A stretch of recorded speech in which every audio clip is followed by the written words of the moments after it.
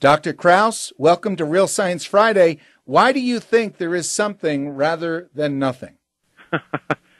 Because we can see it, first of all. I'm pretty sure there's not nothing. Yeah, that's... I'm reasonably certain empirically that that's the fact. Yeah, the fact that we're on the telephone today is a good example. Yes, there are people I debate who would go off on a tangent at that point and deny that we could know anything. But I'm glad that you agree there is something. Oh, there absolutely is, yes. And then the question, the amazing thing is how it's really, from a scientific perspective, the really important thing is a how question, not a why question, because what we really want to know is how everything we see, the galaxies, the 100 billion galaxies in the observable universe, each containing 100 billion stars, created a Big Bang 13.7 billion years ago, how all of that arose potentially from nothing. And what is the amazing thing is when we look at the universe and measure what we've measured, it is perfectly consistent with a universe that could spontaneously arise due to the laws of quantum mechanics from literally nothing. The total energy of the universe appears to be zero, which of course is kind of what you might expect of a universe that came from nothing. And everything we've discovered seems to point in that direction. Now, it's only a plausibility argument. We don't know the laws of physics back to t equals 0 or before. We know it pretty close. We've been able to, but with our machines at the Large Hadron Collider in Geneva, recreate the conditions of the universe back to about a millionth of a second after the Big Bang, and have made some recent discoveries of a major new particle there. And so, but what we've been able to say is that plausibly, it's certainly plausible, and it doesn't look like there's any need for any supernatural shenanigans. The simple laws of physics will do it. Now, Lawrence Krauss, you know, as I've just introduced myself, that I'm the pastor of Denver Bible Church. Yes. So if I end up disagreeing with you on a point and you're able, with your knowledge, to confirm that there are many scientists who would agree with me, could you let the audience know? Because I might need your help in refuting you. Sure, yeah, as long as if we're talking science, absolutely. Yeah, if we're talking science, you're a best-selling author. So I'd like to say to you that this is a well-written book, but that's a bit like telling a girl you met on a blind date that she has a great personality. Because I so disagree with what you write, but between you and Richard Dawkins, you guys concede fully half of the argument to us creationists and to the intelligent design folks. Let's just step back and say, how can you, the question is, do you disagree with the science? And if so, what's your scientific basis? I love the science. I'm an amateur. I'm a radio talk show host for 22 years, 5 days a week.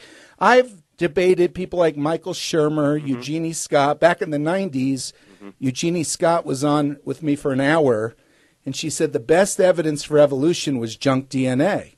And I said, the Bible teacher, I said, well, Eugenie, don't you think it's too early in our study of genetics to conclude affirmatively that all this non-coding, all those regions are junk?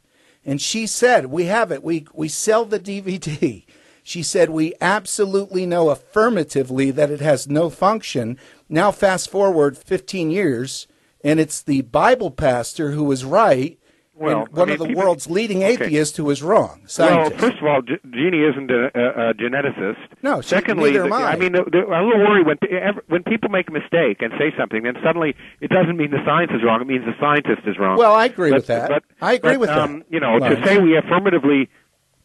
I'm surprised Jeannie would say that, because in science we generally cannot, regarding things we don't yet understand, we can't affirmatively argue with certainty about anything. Well, that's a great point. But you guys have, like you and Richard Dawkins, you guys appeared on stage together recently.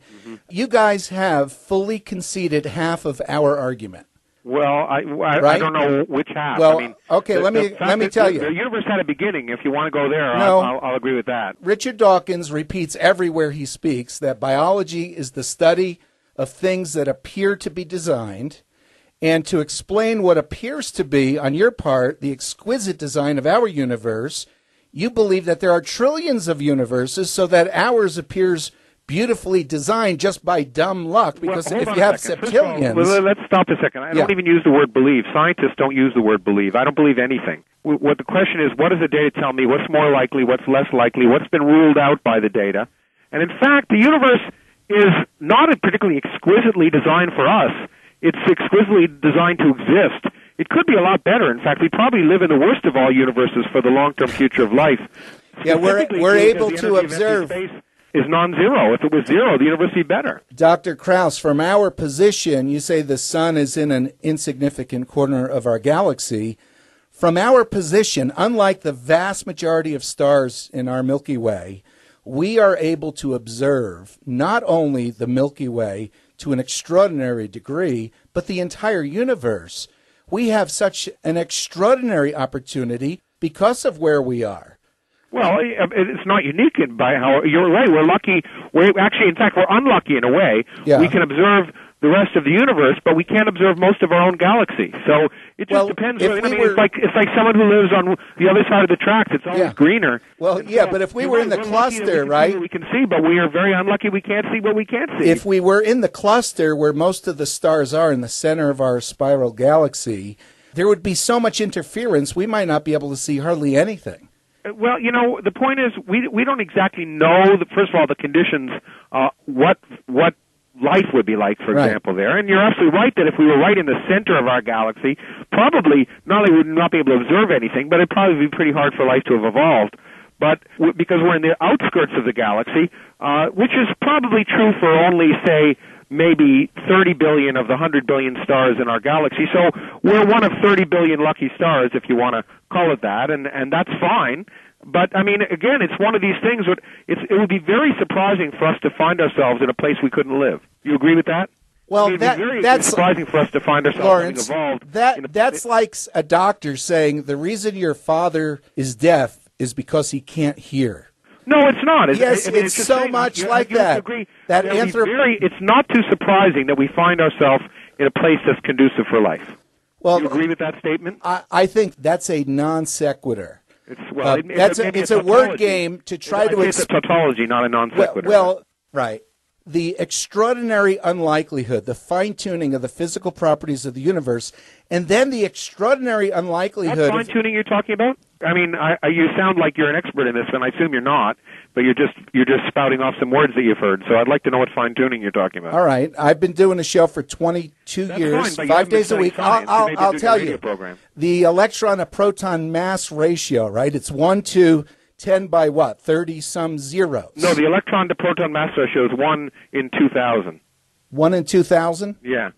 The electron-to-proton mass ratio? Yeah, it's 1 in 2,000. Yeah, the electron weighs 1/2000th the mass of the proton. It's good we're doing a little education here. Okay, well, you're absolutely right. I'm not talking about 1 to 1. I'm talking about in the entire universe. Oh, no, actually there are an equal number of electrons to protons. The universe is electrically neutral. All right, well, you got me there. Good, okay. You got me there. I have to accept your word because... Well, you don't have to accept my word. No, on a matter of fact... I don't want you to accept anything I say. No, Lawrence, on a matter of fact, you've got your degree from, what, MIT? You were at Harvard, Yale, Case Western, ASU? Yeah. By the way, I studied at ASU back in the 80s, artificial intelligence. Mm-hmm. Then I went to McDonnell Douglas Helicopter Company, Microsoft, and been a talk show host ever since. But so, okay, I apologize. I'll correct that. There's the finely tuned parameters, all right? There's the gravitational force constant. Yeah, it is what it is. But what do you mean it's fine-tuned? There's the electromagnetic force constant. There's the ratio of the number of electrons to protons. Which is 1. All right. So the reason that so many astrophysicists, cosmologists have gone to asserting the multiverse, that there are trillions upon trillions of universes, is because they say ours is such that it is so wildly unlikely. No, there's no good reason for it to be here unless there were septillions. That's not the case. And by the way, the multiverse is very speculative, and essentially almost nothing that I've written about having to do with how the universe could come from nothing depends upon there being a multiverse. We've been driven to the multiverse by ideas in particle physics, which to some extent naturally predict the existence of many different universes. Now, there are certain parameters, and you didn't mention any of them, I think, because you're not aware of them. Yeah, there are certain, but in my book I describe them in detail. There's certain parameters like the energy of empty space that's very inexplicable. We can't understand why the energy of empty space is what it is. Yeah, right. And one of the arguments that's been presented, and it's been done a number of times throughout the history of science, is called the anthropic principle, that namely, something along the lines of what you're saying, namely, if it were any different, then galaxies wouldn't form and life as we know it wouldn't form, etc. So if it's a random event, then if it were any different, we wouldn't be here. Now, I should say that that's a plausible and possible resolution to that problem, and it's motivated in some sense by the possible existence of many universes, which are predicted by many particle physics theories. But in the past, when the anthropic principle has been applied to parameters we haven't understood, we've often found that, in fact, it's wrong, that we understand the parameters. It used to be the case for nuclear forces that they had to be finely tuned so the stars would burn the way they were, and people thought, well, it's just anthropic. Well, now we have a fundamental theory called the strong interaction, which describes the interactions of quarks inside protons and neutrons that explains all that. And so the point is that, your God of the gaps argument, which I'm sure you don't really want to use, suggests because we don't understand something, and some scientists suggest one possibility is that it's a random variable, and it is what it is because we're here to measure it, is one possibility. But the fact that we don't understand it and it's inexplicable otherwise at present means there's a God. Well, that's a pretty bad argument, as you know, because the minute we understand it, your God's going to go out the window. Lawrence, in your book, as you've just said, you talk about nothing. I mean, you talk about the geometry of space and the energy that fills the geometry of space.